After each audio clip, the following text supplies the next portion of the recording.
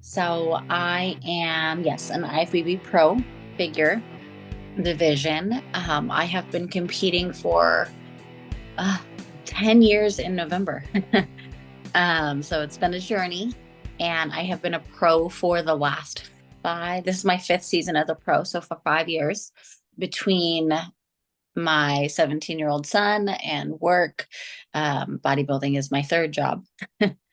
And it definitely brings a lot of joy to my life. Gives me the opportunity to focus on myself a little bit to help and inspire and motivate other people. So can't say it's anything but a pleasure to be in the sport and in the IFBB. That's a really good attitude, I think, towards the what many people would say kind of the rigors and the strictness and all that kind of stuff, which that makes up bodybuilding. It's really cool that you kind of have that attitude towards it. All reality is we get to do this. We don't have to do it. It is an option, it is a choice. And there are many people who don't even have that option, don't even have that choice. So to see it as anything other than a blessing and a gift is doing a disservice to the sport itself.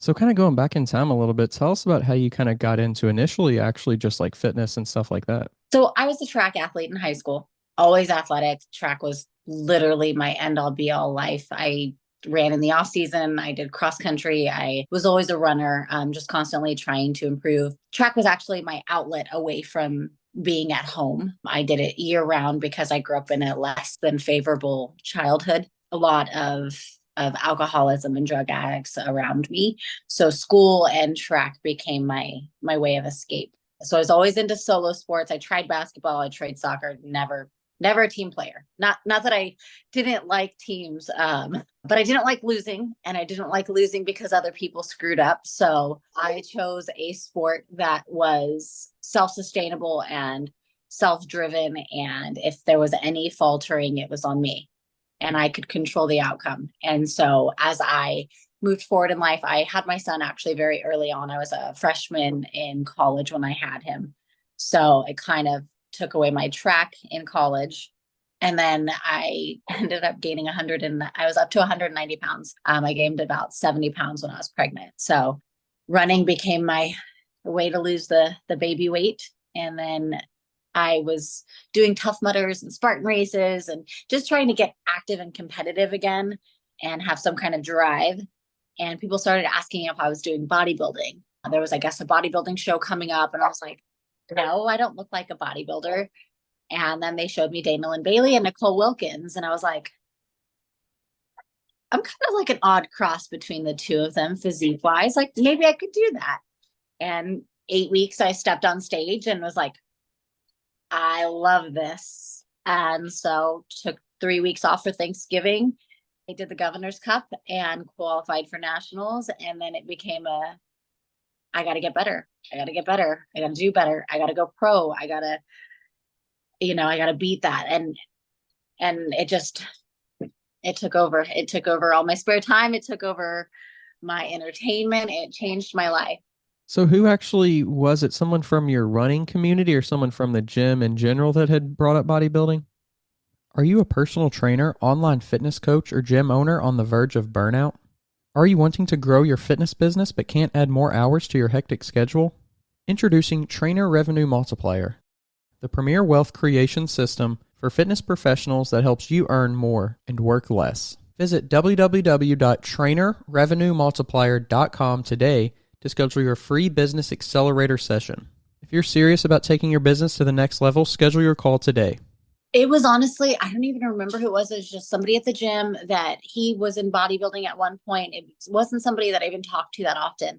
But because I did the Spartan race and I couldn't do a lot of the upper body stuff, like I couldn't pull myself up the rope. I couldn't, there was a 5-gallon bucket you had to fill with rocks and like carry it up a hill and back down a hill. And the stuff that required upper body strength, I sucked at. And I was like, I did the first, it was a 13K. And I want to say it was the Spartan Beast. And it's like 13 miles, 13 to 15 miles with 26 obstacles. And if you fail on the obstacles, you have to do burpees. And I just remember a lot of the upper body stuff I couldn't do. So I started training and targeting upper body because as a runner and as a woman, naturally our strength is in our lower body. Upper body, going across the monkey bars, pull-ups when you're fatigued, I had no strength. So I started trying to get stronger because when I did that first one, I finished in the top 100 out of like 1,300 people. And I was like, oh, well, if I actually train and I get better, I could finish in the top 10. And again, my brain is like the competitor in me, the athlete in me doesn't like to be not in the top of something. So that was my focus. And so, yeah, some random person at the gym just brought it up and I was like, maybe I'll try that. And I fell in love with it. Being in the sports world, and obviously, even in a like a solo sport like track or running in general, you're kind of like surrounded by such a large community because running is running and people just run, it's a big thing. But then when you Mm-hmm. got into bodybuilding, was it harder to find like that community initially? I didn't have a community when I was running either, honestly.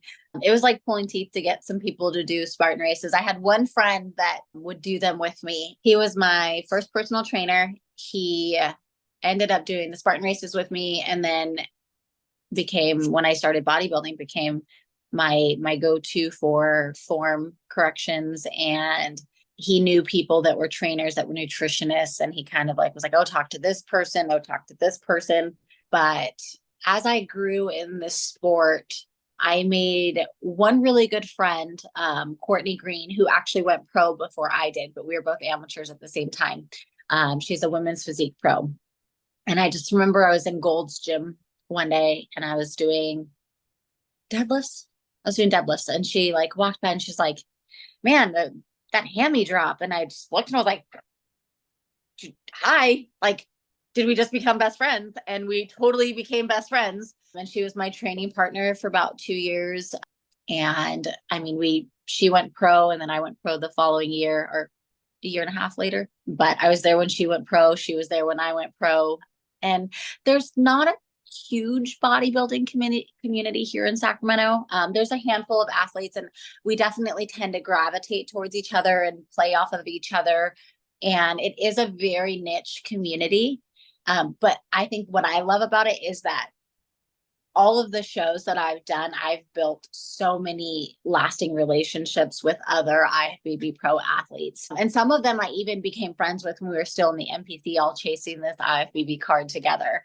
And so it's been an honor to watch so many other women chase this goal and achieve it, as well as do very successfully in the IFBB. So it's definitely been a blessing. When you went from like doing the running and the Tough Mudders and stuff like that, then to more obviously lifting weights and bodybuilding style training, like was there a mentality shift or maybe even a struggle initially at the beginning going from like, this is how I train, this is how I should feel after and during, and, maybe even before I feel a little different versus when I go in and train for bodybuilding, I'm going to feel like this and I'm going to feel like this afterwards. And then like just in general, did it feel like not physically, but mentally going in, did it feel different?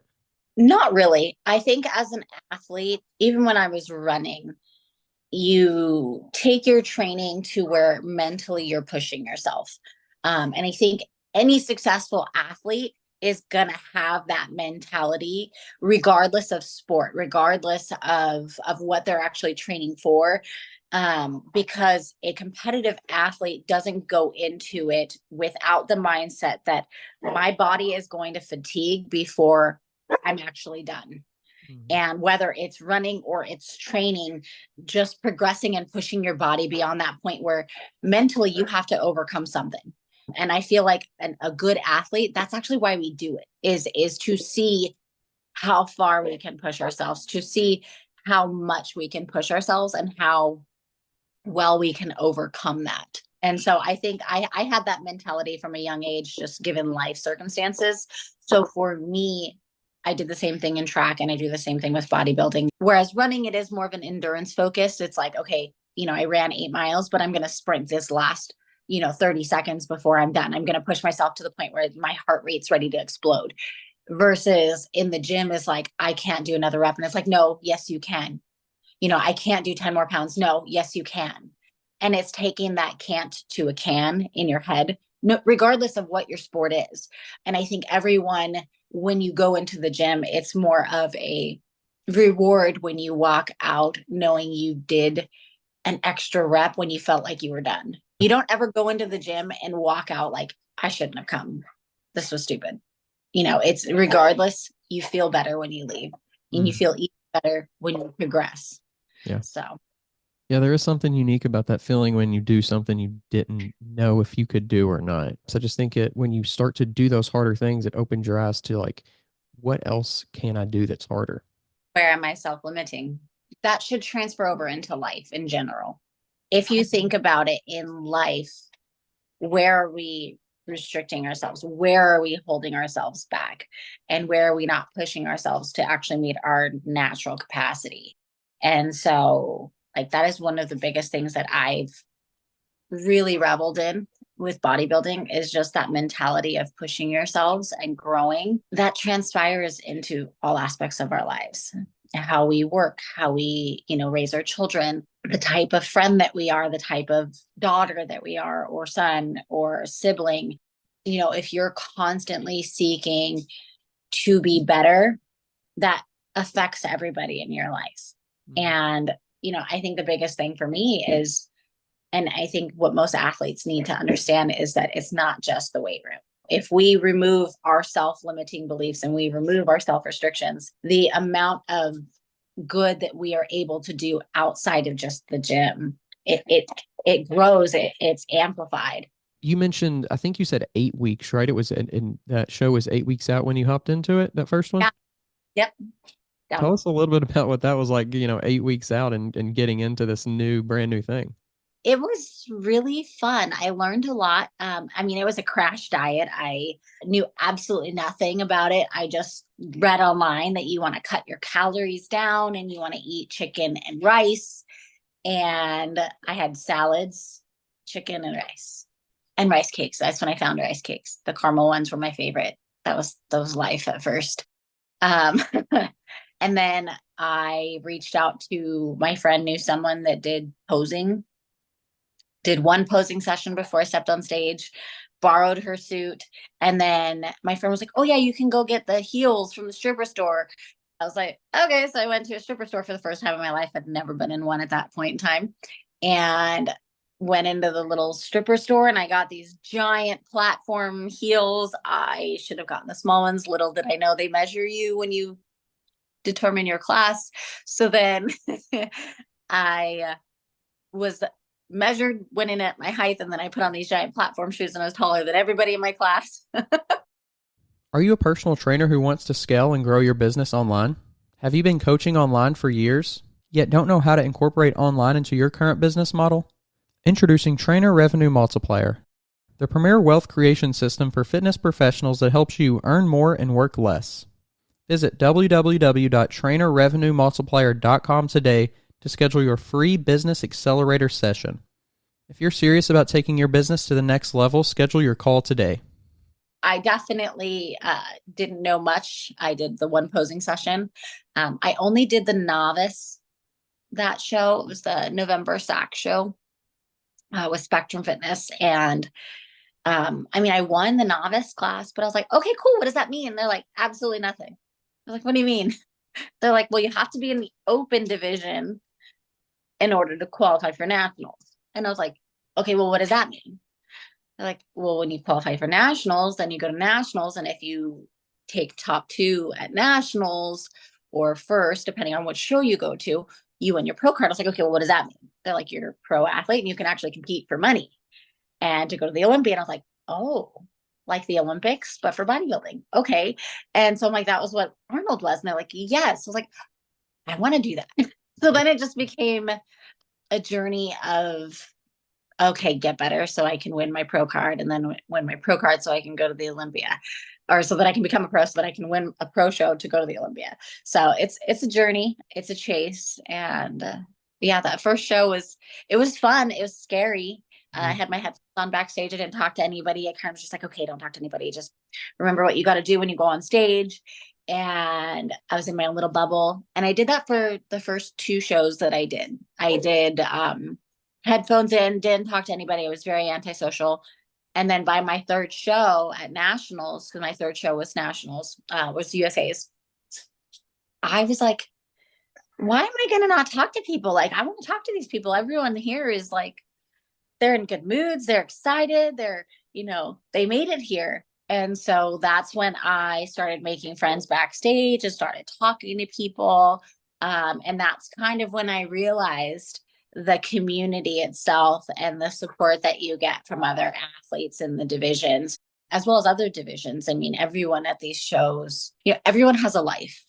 Everyone has a life outside of bodybuilding. And so just seeing people reach the levels that they reach, whether it's a national level or a pro level or the Olympia, it's like not only are you growing and focusing and building yourself to be an elite athlete, to be the best version of yourself, but you're still navigating life.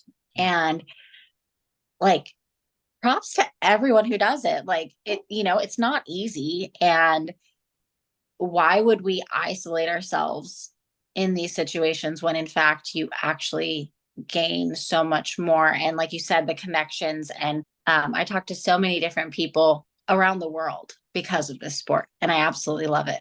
I've known and been around people who think that going to the Olympia and being Mr. Olympia is everything. I mean, I've watched people sabotage relationships and isolate themselves, and it's almost sad to see, because the reality is, even when you get to the top, if you don't have people with you, it's lonely. And success is greater when it's shared. Life is not infinite. It's not promised. And if we're not valuing our time and the efforts that we're making on a daily basis with other people, friends, family, significant others, like, you lose the heart of it. When you focus so much on it and you become so obsessed with it that it becomes a job, it becomes a chore, you lose your drive, you lose that passion for it. But more so, you lose life. Life is so much more than the stage. The stage is always there. It's finding that balance of reward and sacrifice. Because the bottom line is, it is a sacrifice. This sport is a sacrifice. My son has had to sacrifice. My son has had to live life with mom on prep on and off for the last 10 years, more so on prep than off prep. But now I watch him in the gym training. Eventually one day he's, wants to do a show, and he meal preps and takes his food to school. And, it's such a better reward to watch him enjoy something like this and take some of that discipline and put it into who he is as a person than it would be to have ever done this alone. Did you initially start in bodybuilding going into figure? I did. Being a runner, I always had legs. Genetics are in my favor there. My quads have always been huge. My older sister used to call me man thina as a kid to make fun of me. I don't think I ever wore shorts as a kid because I hated my legs. And then I found bodybuilding, and I'm like, oh, man, they're good legs. So that is one of my body parts that has always been there. I've always had broad shoulders, never had a ton of muscle on my upper body. So that was my struggle, is as an amateur, that's all I ever heard is your lower body dominant. You've got to build the upper body to match. And it's taken me a good 8 years to finally reach that balance and symmetry. But that is also why I love figure, because that is what figure is. It's balance, it's symmetry, it's shape, it's size, it's conditioning. It's, in my opinion, the sweet spot. When you did step on stage for that first time, and maybe even the second time, and probably, a few times after as you start to get more comfortable, but like, what was that experience like, going up and not really having much experience? You said you did one posing practice with someone who really could show you how to do it, but then that was it for the first show. And like, I'm sure after that you probably did more for your second show, but like, how did you feel up there? Like, just knowing, I guess in some ways not a lot or anything. You mentioned like, okay, well, what does this mean? What does that mean? What does this next show do? How do I get this? What is that? I'm an adrenaline junkie, so my adrenaline was going, and I'm like, I'm gonna go do this. I'm gonna go do this. So I don't think I was a little nervous. I was definitely afraid, but it wasn't I don't know what I'm doing, or I don't know if I'm gonna do it right, or I'm afraid to mess up. It was like a let's go. And I think just from the type of person I am, I kind of thrive in that environment. And even to this day, I think that's one of my struggles is I get so it's not a nervousness. I don't get, it's not a stressful situation for me.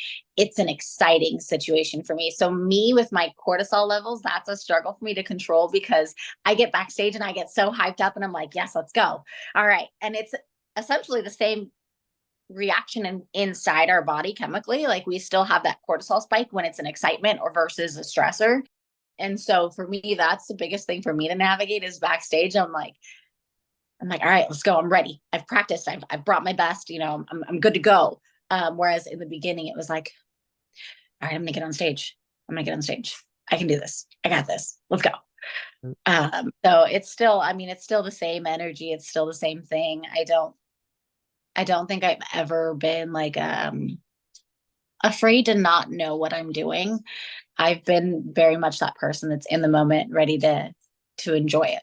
This podcast is sponsored by Smoking Gun Coffee, a veteran-owned coffee company that strives to give back to those in need. Don't forget to use code TWR10 for a 10% discount at checkout. So because you have that like very excited kind of feeling about it, and you mentioned, that gets the hormones going and things like that for pre-show, do you do anything where it's like, okay, let me just try to like take some deep breaths, or did you learn like, okay, I have to, even when it comes to your diet or like or anything like that, to kind of manage that a little bit so you could step on stage and just look more, I don't want to say like calm as in like, sleepwalking, but just like not as amped, if that makes sense. Yeah, I try and lay down as long as I can backstage until I really have to get up and move around and get ready. And that way I just keep my body kind of mellow. Um, and then just when I get ready to go on, it's just a matter of just kind of keeping myself in check. And in my head, I'll run through, my routine. I'll run through my quarter turns, and then learning to control my breathing. Again, that's something that we did with track too, is breath work. So really, just utilizing that and keeping my mind a little calmer. Or I just talk to the girls around me and I get them all excited and share the excitement. So it just depends on the show. It depends on, that day. If I've got to rein it in a little bit more or just allow myself to feel and be. Tell us a little bit about your first experience on that national stage. Was it intimidating at all to see like the increased competition, or did you start to like feel the opportunity start to open up, or like what was that like for you? I was very nervous and excited. And then this was at USA's when it was still at UNR, or not UNR, UNLV. Yeah. Gosh, I'm dating myself now. Um, and I had about 6 people in the audience. So I knew I wasn't alone. I knew I had my support system with me. Going out there was like, okay, I can actually do this. Like even being backstage, like seeing the competition, like you're nervous and you're excited and everyone looks great, but I'm like, I belong here. Like I actually belong here. And I think it was that realization that I could do this. Like I could actually go pro. And then I made first call outs and I was like, okay. And no, the hard part is my last name's first. So I'm always the first person on stage. So when they call your numbers and they call you in first call outs, that first time I was like, they called me first. Oh my gosh. But it was really like, you're just the first number. That's okay. Still in first call outs. I couldn't tell if I was second or third. So going into finals, I was like super nervous because I was like, I might get my pro card. I ended up in third 4 years in a row at USA's. So that was a struggle. But that first time at USA's was a lot of fun. Was And it definitely kept me coming back. was going and getting the same, being third place, for 4 shows in a row. Like, how did that affect you from show to show and in between shows, thinking like, okay, I feel like I'm doing all I can. I feel like I'm, putting in all the work, or, did you take it to another level? And then when you once again get the same thing, like, how did that make you feel? So like just 4 times in a row, like, tell us a little bit about what, going through the like the off season and then getting back into prep and thinking, all right, maybe this is the year. It was a struggle, actually. I almost quit. I almost gave up. So every year I would take the feedback from the judges. I would talk to Sandy, find out what I needed to improve on. And I mean, it was constantly bring the upper body up, better conditioning, lower body dominant every year, same thing. And every year I came back a little bit more balanced. Every year I came back a little bit better. And I remember the last year I did USA's was 2018. And I remember looking my best, bringing my best package. I was balanced. I was shredded. I was vascular as hell. My best friend Courtney was actually backstage with me, pumping up with me. Um, I want to say she was up. She was more upset that I got third than I was. I came backstage. I was crying because I just felt so defeated. And she was just so mad. She was mad for me. She was just like, there is no way you did not just win your class. And um, I was just like, did I give up? Like, I literally have done everything they've asked me. I give up. And Latoria Watts actually walked off stage from giving the overall. And I was back there and I was kind of just like still in my fields. I didn't want to go see everybody that was there for me. I didn't want to go be around people. I just needed a minute to myself. And she walks over and she was just like, don't give up. You are a pro on an amateur stage.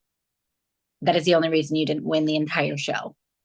She's like, you already look like a pro. And she's like, do another show. And I was just like, I don't think I can. I'm done. And she's just like, do another show. And I looked at her and she's like, trust me. And so I looked at my best friend. I was like, all right, what do we do? And she's just like, you heard her. Like, okay. 6 weeks later, I did the Amateur Olympia and I got my pro card.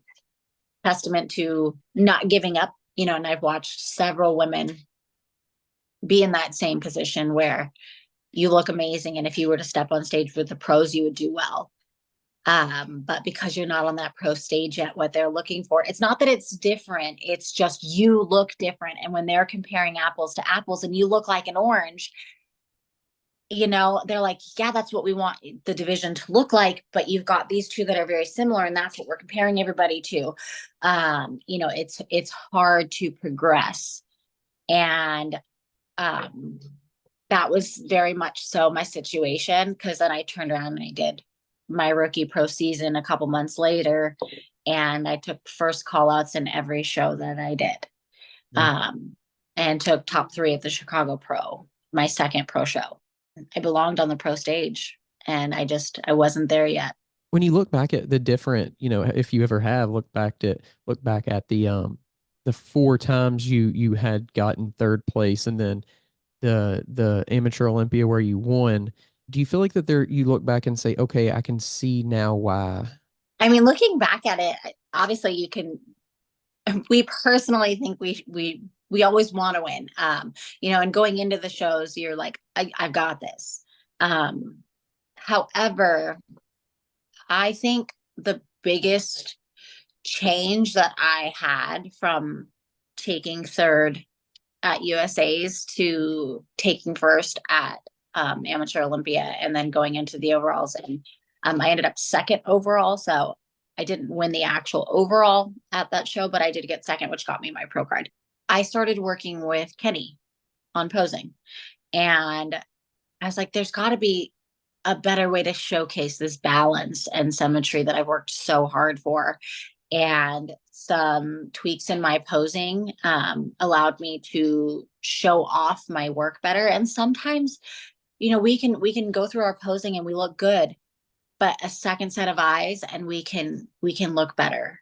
And so, that was, I think, the biggest transformation. And I think what really made that shift because my physique didn't change very much in 6 weeks. I held my conditioning and my size didn't change in 6 weeks. It was just a maintenance period, really. But I changed my posing a little bit and I started working with somebody that, has helped people win the Olympia. So having his eyes and his expertise behind me really helped. Also, I think confidence helped a little bit too. Having, another set of eyes and him saying, you've got this, like Mhm. coming from somebody of such high expertise, saying like your physique is where it needs to be, your posing is better, making small tweaks should make a difference. Um, and it did. It made a huge difference. So never underestimate the power of the professionals. Was it hard to almost believe that, like, okay, this guy's like, he knows what he's doing. He's helped other people do it.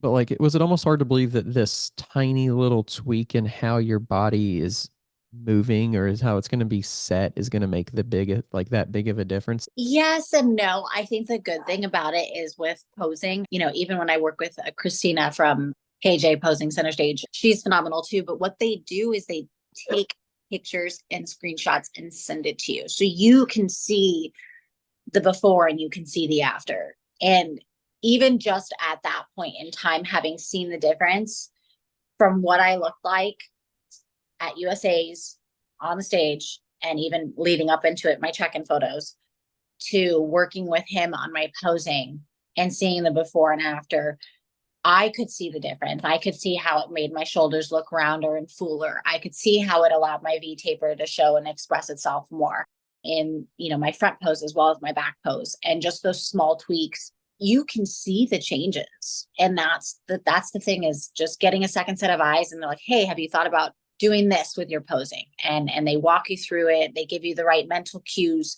My thing was I would pinch back a little bit. So I would pull back towards the judges and it would allow my back to shrink rather than keeping my back wide and opened. So I'm like, I know I've got bigger lats. Like I know I've got a V taper and it's just not showing. And, you get excited and in the moment and the posing changes on stage than it does when you're practicing, practice, and then get a second set of eyes. Even as a pro, you still admire and respect the other pros. You still look at them like, she looks good. She did her work, and at the same time, it's like you're not there. Yes, you're competing with them, but like you said in the beginning, like everyone's doing their work. It's not a defensive game. It's not like, oh, I hope she doesn't win. It's like, I hope I brought my best. I hope I can showcase my best. Mhm. And that's the thing, is we all look so similar by the time we step on stage that it's really a matter of showing off your hard work and being able to present it the Mhm. best you can. And at that point, the judges aren't looking for the best physique on stage. They're looking for the physique with the least flaws because everyone looks so good. I was talking to someone the other day about her posing, and it's sometimes less is more because the more you do, the more opportunities you give them to find your flaws. Mhm. And at this point and at this stage of the game as a pro, there's a lot of apples on stage and they're looking for the one with the first brown spot to toss out. Like it's, that first five, they get six of you on stage. It's like, okay, who's sixth? Who's fifth? Okay, who's fourth? We already know they're top two, they're top three. Where does everybody else stand? And then it's a matter of, okay, these top two, top three. All right, let's go round and round and round and see who breaks first. Because at that point, they're looking at flaws. They're not looking at how great you look because everybody looks great. I would hate to be in the judge's position judging the Olympia because literally you have the best athletes in the world and they all look phenomenal. And it's like, how do you not reward that? Like you're like, okay, well, he broke on his pose first. He can't hold his control. He can't control his breathing. So next, and that's the hard part, is it's just all you can do is bring your best and hope that that day your best is the best on stage. I remember my pro debut. I did Battle in the Desert in Vegas. It was 2019. And I remember getting up there, made first call outs, and Sandy had us in quarter turns for first call outs for 7 minutes straight of quarter turns for just first call outs. I was dead. I was literally like,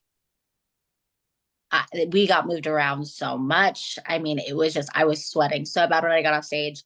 And then they did it again in 2022. We did it. I did Governor's Cup here in Sacramento, and it was another really hard one. And I want to say by the end of, it was about 6 or 7 minutes of straight quarter turns again, all of us on stage were dripping sweat. Our tan was a mess. It was crazy, but it just, they were looking for the first one to break. Posing feels like an eternity. Every division has different requirements for what you look like. That doesn't necessarily mean you have different requirements for the struggle, because it's a struggle regardless whether you're just trying to, stay super conditioned and lean and full glutes, or you're trying to get super conditioned with full muscle bellies everywhere. It's all intentional, it's all targeted, and it's all work. And everyone has to put in the same amount of work to do well. A pro bikini athlete is still going to struggle and is still going to feel hungry and feel tired. And so is a women's bodybuilder. Regardless, they all go through the same mental journey. How they handle it is a little different from person to person. But, you can't say any one division has it harder than another. I mean, I've heard people say that. And, I know some guys are like, oh, men's bodybuilding is so much harder than every other division. It's like, well, you got to do a lot more gear. You got to eat a lot more food. You got to lift heavy. But I mean, your body is also a lot different. Everyone has to put in the work. Everyone has to mentally struggle. Everyone has to mentally push. And it's a matter of just respecting everyone else in the sport and understanding that everyone is going through the same journey, and honoring that and valuing that and building those relationships where you're surrounded by people that are like-minded and having that joy with it. It was great getting to chat with you. I really appreciate you coming on and, sharing a little bit about your journey. Yeah, definitely. It was great to be on. If you want to share any socials or any websites or links or anything, or any dates coming up or anything that you want to share, you can do that. I will be competing again at the Zana Rotar Classic in LA, and then going straight to the Chicago Pro. So we're coming back to Chicago. I haven't been there since 2019. If you're tired of searching for a coach or trainer, somebody who knows what they're talking about and has experience, make sure you go check out the new Coach's Corner on weightroompodcast.com. You can find quality, qualified coaches to help you achieve your goals, whether that's in bodybuilding or just general fitness. Stop wasting time and start achieving your goals today. The link to the Coach's Corner is down in the description below.